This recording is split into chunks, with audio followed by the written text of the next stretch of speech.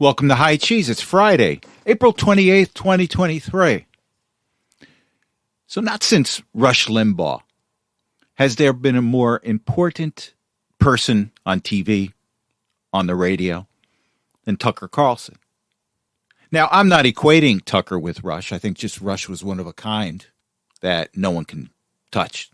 What a talented person Rush was. But since Rush passed away, Tucker has emerged as that person on TV.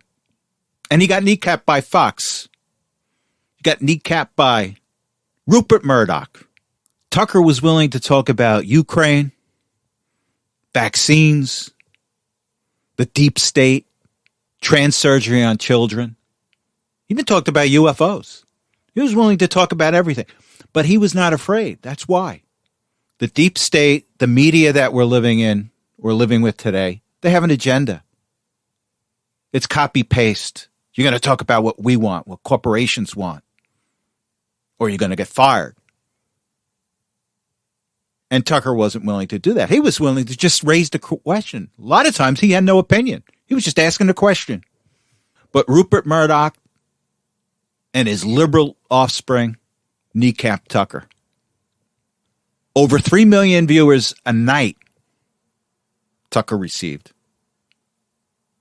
And because he was on the wrong side of the politics, on the wrong side of our uniparty, our corporate media, he's gone. And the important thing with Tucker, to us and to MAGA, is that there were a lot of Democrats and a lot of independents that watched him. You know, it wasn't like people that listened to Rush, they were dyed in the wool red. It's not like people that listen to Bannon. They're already the converted. But Tucker was able to reach out to independents and Democrats, a lot of viewers.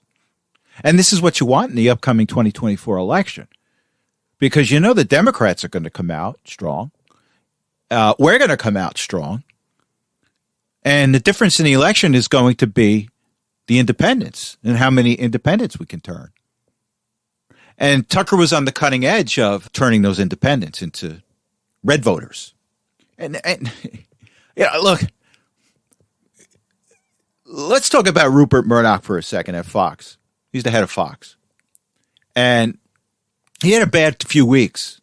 First of all, he settles a defamation suit with Dominion for about $780 million.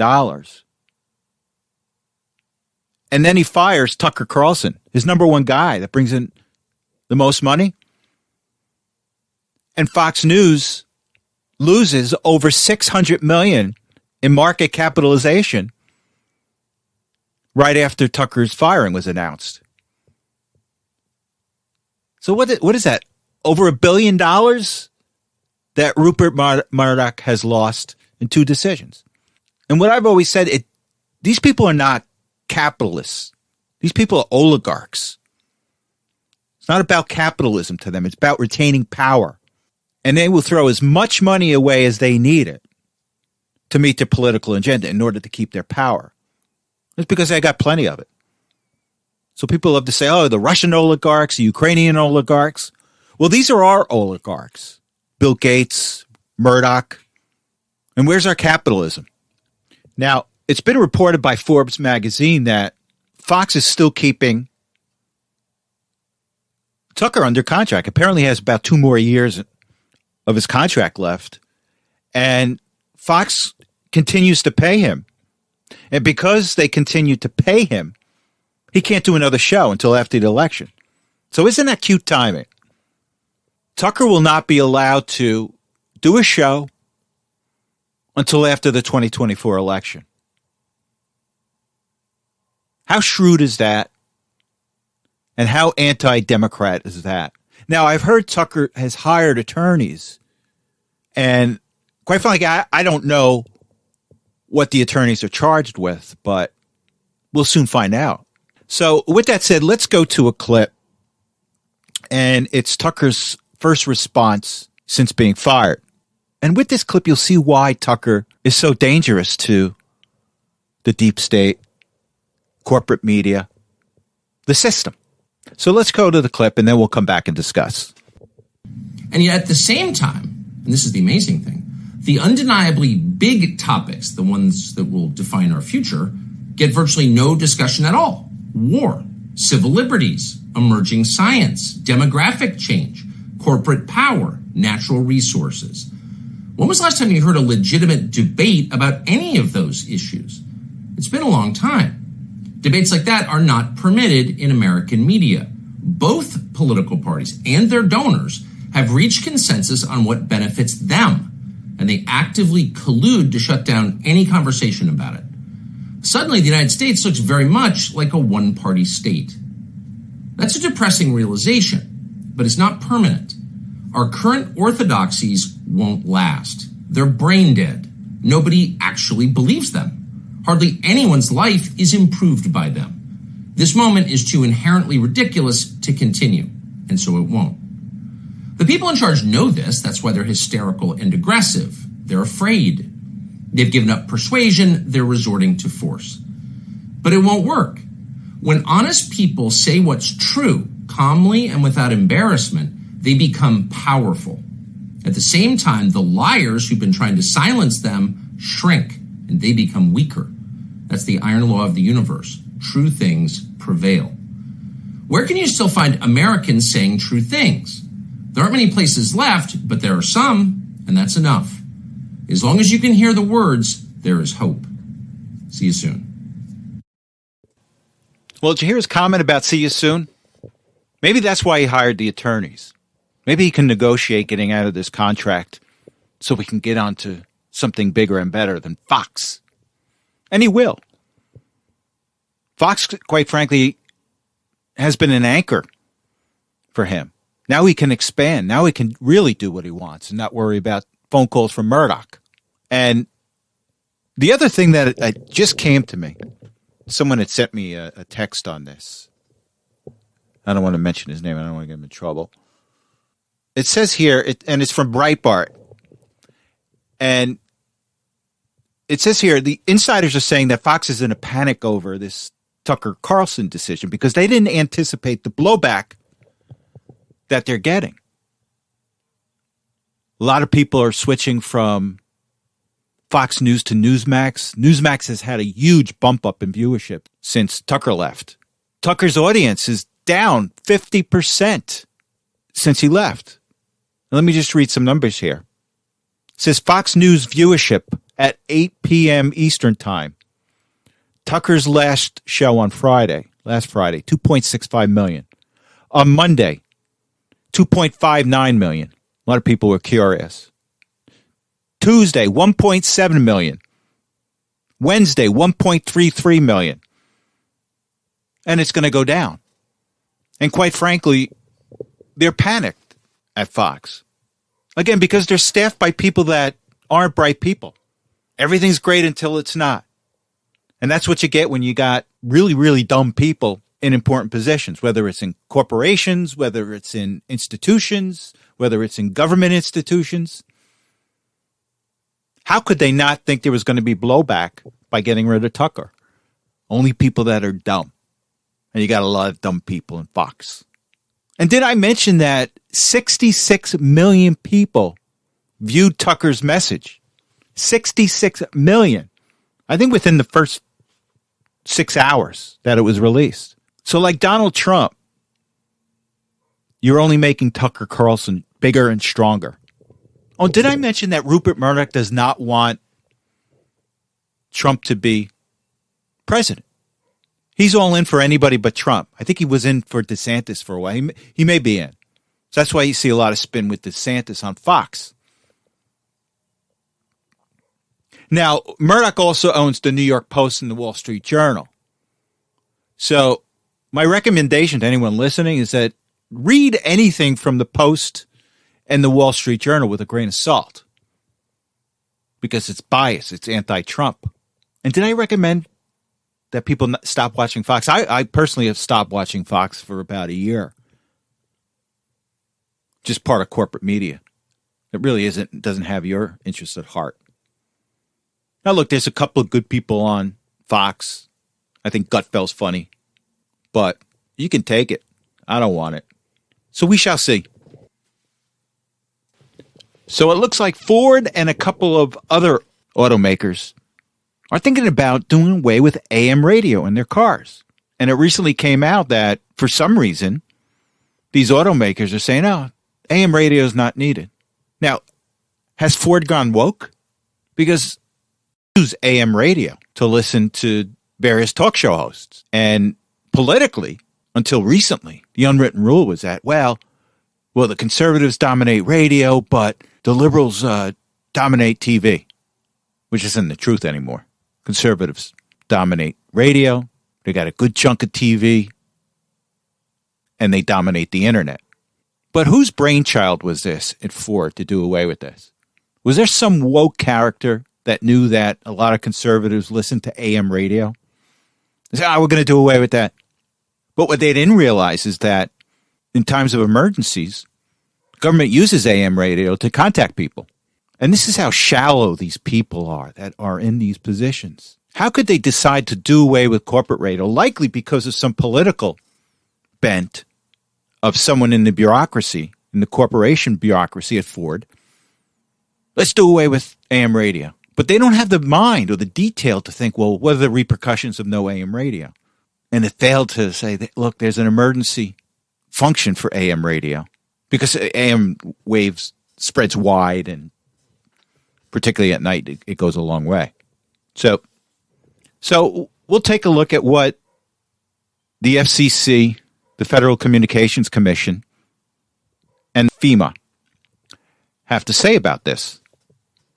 If they're silent or if they say yes to taking out AM radio, we know where they stand. We know that the deep state's injecting themselves in the cars that we ride. So we shall see. So Crooked Joe formally announced this week that he's going to run for president, re-election. Our walking dead president that just shuffles around is running for president. And here's just two more indicative examples that we've got a mentally incapacitated president. Did everyone see the cheat sheet he had with a press conference? On his podium where he took two questions. Wow, 2 questions. I think it was the first 2 questions he took in months. But a photographer took a picture of him at the podium with a cheat sheet on the picture of the reporter and the question that the reporter was going to ask. And the reporter asked the question. It's all staged. It's all a show. It's a dog and pony show all the time with this presidency. Everything is staged. When have you ever heard of a president being given the name of the reporter to ask, the question that she's going to ask, and when to ask it? And Karine Jean-Pierre comes out and said, well, it wasn't the exact question. Oh, yeah, it was. It was the same question. But what kind of reporter, what kind of person calls himself a journalist when he hands over his or her questions to the president's communication team for a press conference? That's not being a journalist. That's just being part of the show. And then the second thing is he had this meeting with children. I'm talking about Joe Biden. He had this meeting with children. And I guess one of the children asked, well, where were you? When was your last trip? He couldn't remember. He was in Ireland, I think 10 days ago. He couldn't remember when he was. Little child had to give him the right answer. Yeah, you were in Ireland. He couldn't remember that. But the interesting thing is that this whole deal with Biden is just kind of bringing up the deep state and showing the deep state's role and the embedded bureaucracy in Washington's role as they want it to be. And let me just go to an article here. And it's from a New York Times columnist. The columnist, David Leonard. And he's arguing that the country does not need a fully functioning president. Well, you know why? It's because the bureaucrats will take care of everything. The deep state will take care of everything. We need no stinking president. We'll do all the work. We'll make all the decisions. And it's funny how they're right in your face now because they're desperate, because they know they're losing. And think of what Tucker Carlson said early in this episode. So let me read a little bit. It says the Times' David Leonard in a newsletter on Wednesday Strange as it may sound, the American government can function without a healthy president. Leonard compares Biden in 80 to former President FDR during World War II, who had numerous health issues, but was still 20 years younger than Biden. And Roosevelt's health was up and down, up and down. At the end, he was incapacitated, but that was temporary. Truman then took over. Biden's been incapacitated mentally since he took office. In each case, White House aides, cabinet secretaries, and military leaders performed well despite the lack of fully engaged leader, Leonard argued. Yeah, we know no stinking president. We'll take over the show. And this is where we are with the deep state. They're rearing their heads. We'll take care of everything. It's our job. Just elect any knucklehead, and we'll run the government. We'll make all the decisions. Who cares if it's anti-democratic? We're the deep state. And you know what Leonard forgets is the 25th Amendment. If a president is incapacitated, the 25th Amendment can be invoked. That's the constitutional way to take care of incapacitated presidents.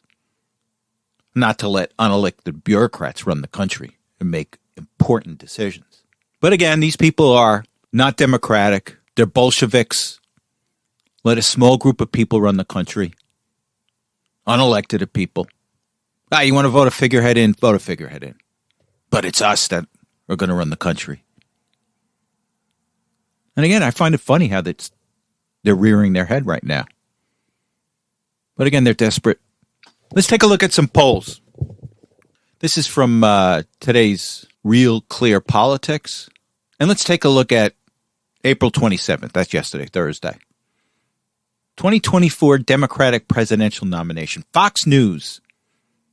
Biden 62, Kennedy 19, Williamson 9. So Kennedy went from 14% up to 19%. And here we have an Emerson poll. Biden 70, Kennedy 21. So RFK Jr. has gone from 14% to 21% in a week. That's pretty good. And apparently he's having some disturbing effect on the corporate media.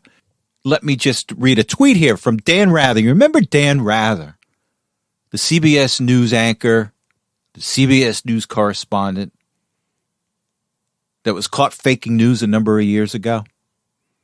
Well, he put a tweet out today or yesterday about RFK Jr. And it says here, the press should be careful about covering Robert Kennedy Jr.'s quixotic run for president so not to amplify his dangerous conspiracy theories about vaccines. Corporate media doesn't agree with RFK Jr.'s position on vaccines, so ignore him. Doesn't matter what the people want to hear. It's what corporate media wants to hear. And what they're going to do to RFK Jr. in the primary, same thing that they did to Trump. They're going to attack him, ignore him, do everything that they can to undermine him.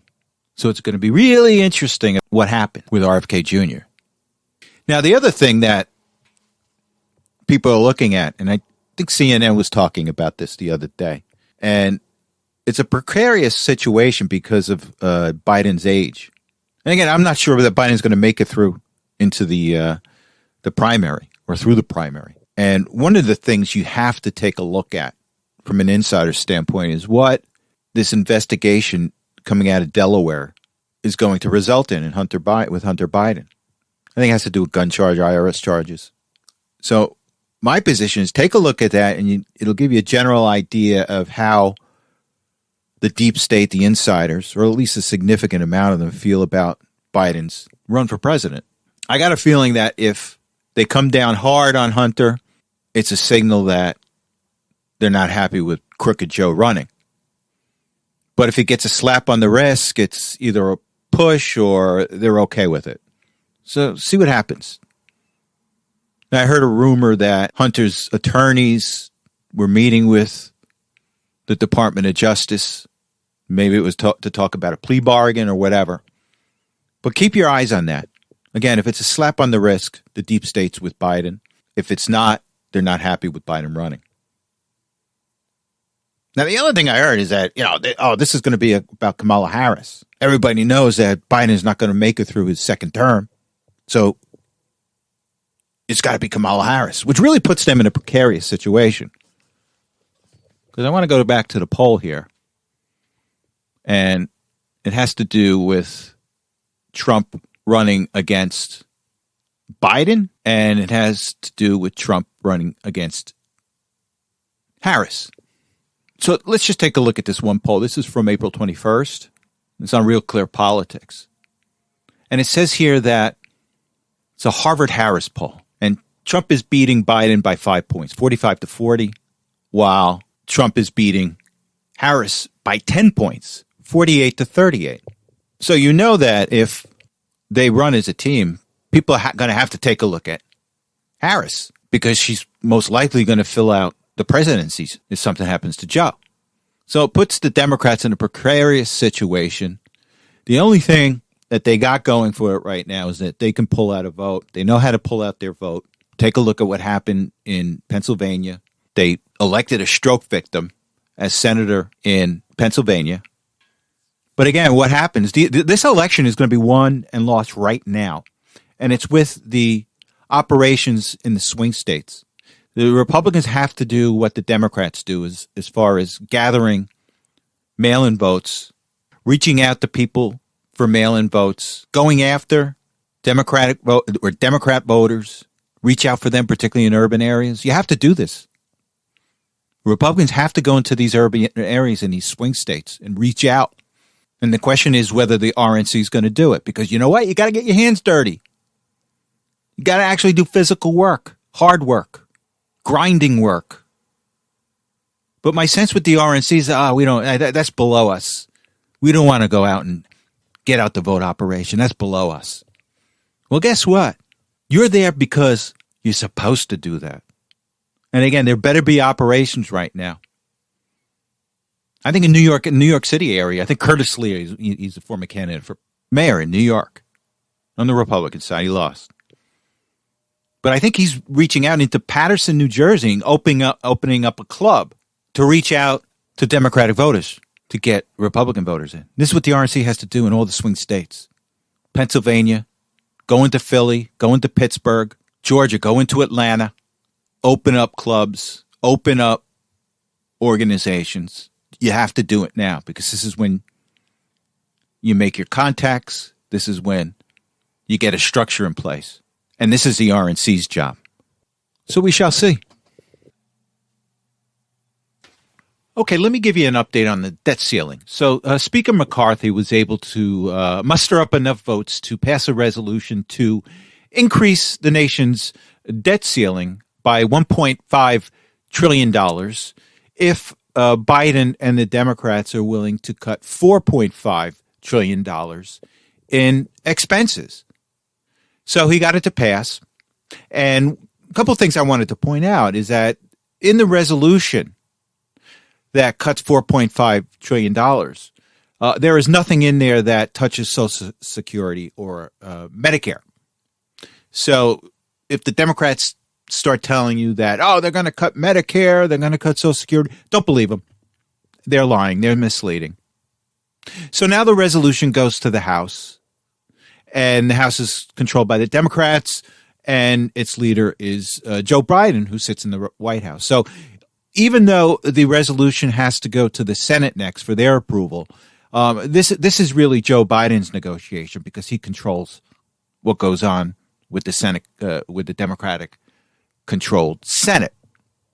So we'll see what happens. You're going to hear a lot. They're going to, again, I've seen reports also that the Democrats are out there saying, we're going to default on our existing debt. And don't believe it. There's plenty of money that comes in that allows us to pay our existing debt. Now, what they may have to do in the interim until this thing is resolved is they may have to furlough some workers. Nothing wrong with furloughing federal government workers. There's plenty of those around. They have to cut back on giving foreign aid to countries that don't like us. I got no problem with that. So those kind of things. But again, don't believe the Democrats when they say this is going to cause us to default on our debt. And these talking heads too on CNBC or Bloomberg, just don't believe them. They like to use the term, it increases the probability of us defaulting on our debt. Well, that's not defaulting on our debt. Some guy shows up for work late that works in the Treasury Department. That could increase the probability of us defaulting on their debt. So, it's all wordplay. It's all word jumble that these people play with. So I don't believe them. All I can say is the Republicans should stick with McCarthy, but make sure he doesn't give away the House. So we shall see. Again, I'm quite pleased with McCarthy. Surprisingly pleased, and hope he keeps up the good work. I want to talk how our border policy has resulted in the United States being intermediaries for child traffickers. And with that said, I wanted to go to a clip, and it's by an HHS whistleblower. Her name is Tara Lee Rodas, and she's explaining to Congress how the existing policy that we have at the border has resulted in us just handing over children to people we really don't know, and just who happen to be child traffickers who use them for work and sexual exploitation.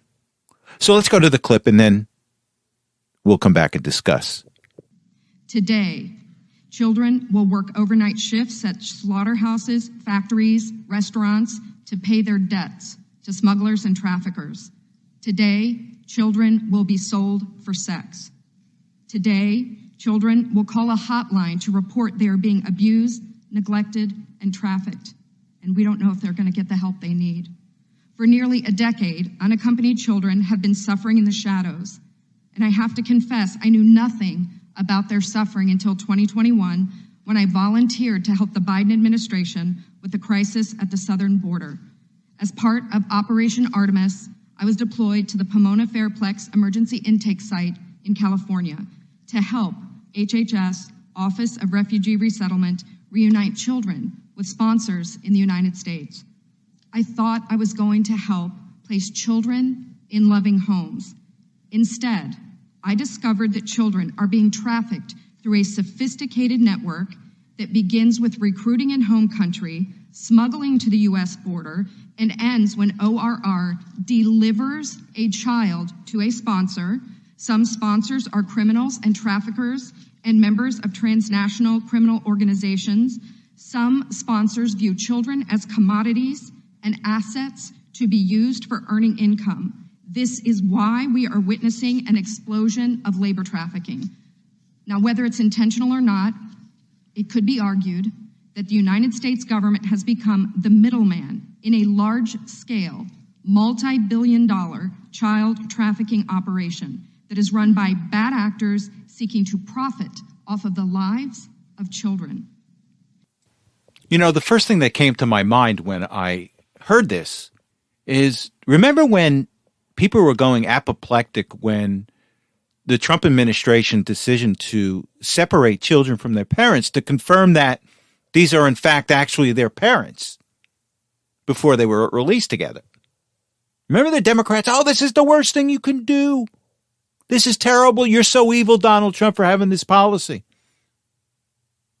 And all Trump's administration was trying to do is just to confirm, to make sure that, yeah, these are my kids. I'm not a trafficker. But instead, this is the policy that the Democrats want. They'd rather see kids being trafficked for work and sexual exploitation than to have some parents being inconvenienced for some time and having some heartache in order to have their kid protected. And this is why it's really important who you have in charge. And this is why no one trusts our institutions today, because they're manned by people who are either incompetent or have evil intentions.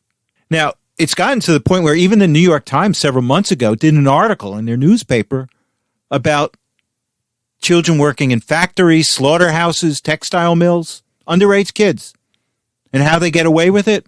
And I blame the likes of Chamber of Commerce, Club for Growth. These are the organizations that lobby for open borders,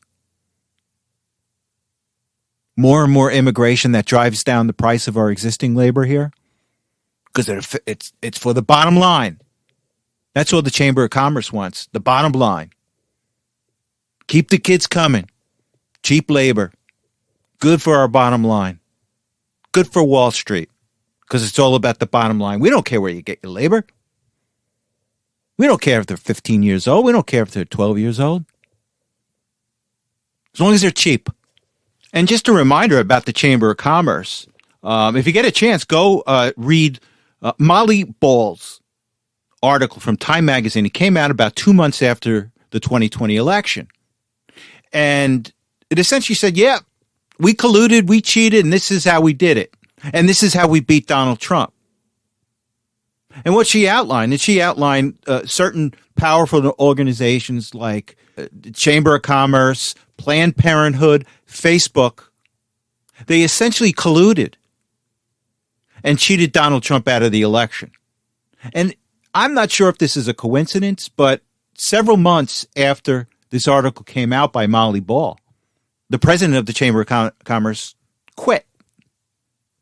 But this is the organization that we're talking about. The organization that was dead set against Donald Trump being reelected and is likely against Donald Trump being elected in 2024. And with that said, I want to go to an article. This is from CNBC. And it says here, Chamber of Commerce gets nearly half of its funding from those who give at least $1 million. It says here, the U.S. Chamber of Commerce pitches itself as representing the interest of millions of businesses of all shapes and sizes. But lately, its funding has been largely fueled by donors who have given at least $1 million to the lobbying giant. According to new data studied, the Chamber's nonprofit organization raised just over $93 million in 2021 from donors who gave $1 million or more, according to a study, which was produced by a watchdog group named Public Citizen. Just 1.4% of donations that year provided more than a quarter of the Chamber's itemized contributions, according to the study. The business lobby group raised $197 million in total in 2021. The Chamber, according to the study, brought in 18 contributions from those who donated anywhere from $2 million to $4 million. The data proves the Chamber focuses more of its advocacy on big business and not necessarily small businesses, said Lisa Gilbert, Executive Vice President at Public Citizen. How many dry cleaners, pizzerias, or mom and pop shops can afford to give the Chamber hundreds of thousands of dollars? It's not happening. Instead of representing the interests of Main Street, the Chamber represents the interests of Silicon Valley and Wall Street. We expect its top donors are among a who's who of big tech and other highly consolidated industries. So there you have it. The interests of the Chamber of Commerce today, it's not about the pizzeria. It's about big business getting cheap labor. With kids. Is that what we want in this country? Well, I wish I could leave you on a higher note, but you have a good week, and I will talk to you next Saturday. Thanks for listening.